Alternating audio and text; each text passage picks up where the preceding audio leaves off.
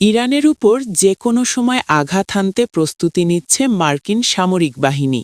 তেহরানের পারমাণবিক কর্মসূচি ও ক্ষেপণাস্ত্র শক্তি গুড়িয়ে দিতে ওয়াশিংটন এ অঞ্চলে অত্যাধুনিক F-35 ও F-22 র্যাপ্টর স্টেলথ যুদ্ধবিমানের বিশাল এক বহর পাঠিয়েছে। এর মাধ্যমে ইরাক যুদ্ধের 2 দশক পর মধ্যপ্রাচ্যে আকাশশক্তির সবচেয়ে বড় সমাবেশ ঘটিয়েছে যুক্তরাষ্ট্র। সঙ্গে আছে যুদ্ধজাহাজের বিশাল বহর। খবর এনডিটিভি, সিএনএন ও ওয়াল স্ট্রিট জার্নালের। 2003 সালে ইরাক আক্রমণের পর এই প্রথম মধ্যপ্রাচ্যের আকাশে এত বিপুল পরিমাণ মার্কিন যুদ্ধবিমান দেখা যাচ্ছে। এ বহরের সঙ্গে যোগ দিচ্ছে ইলেকট্রনিক যুদ্ধবিমানে ঠাসা দ্বিতীয় আরেকটি বিমানবাহী রণতরী ও কমান্ড অ্যান্ড কন্ট্রোল যুদ্ধবিমান, যা বড় ধরনের সামরিক অভিযান পরিচালনার জন্য অপরিহার্য। এখন শুধু প্রেসিডেন্ট ডোনাল্ড ট্রাম্পের চূড়ান্ত অনুমোদনের অপেক্ষা।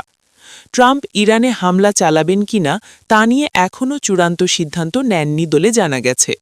হামলার লক্ষ্য কি কেবল ইরানের পারমাণবিক ও ক্ষেপণাস্ত্র স্থাপনা ধ্বংস করা, নাকি তেহরানের বর্তমান শাসন ব্যবস্থার পতন ঘটানো, তা নিয়েও হোয়াইট হাউসে চুলচেরা বিশ্লেষণ চলছে।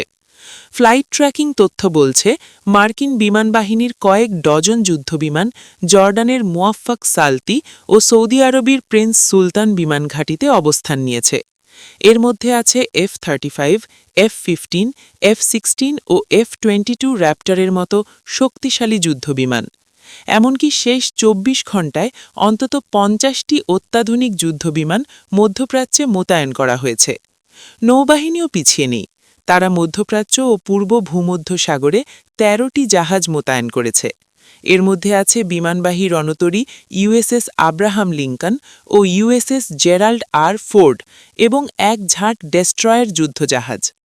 বর্তমান প্রস্তুতি শক্তিশালী হলেও 1991 বা 2003 সালের তুলনায় এটি সীমিত। তবে প্রযুক্তির উৎকর্ষের কারণে অল্প সংখ্যক যুদ্ধবিমান দিয়েও এখন অনেক বেশি নিখুঁত ও বিধ্বংসী হামলা চালানো সম্ভব।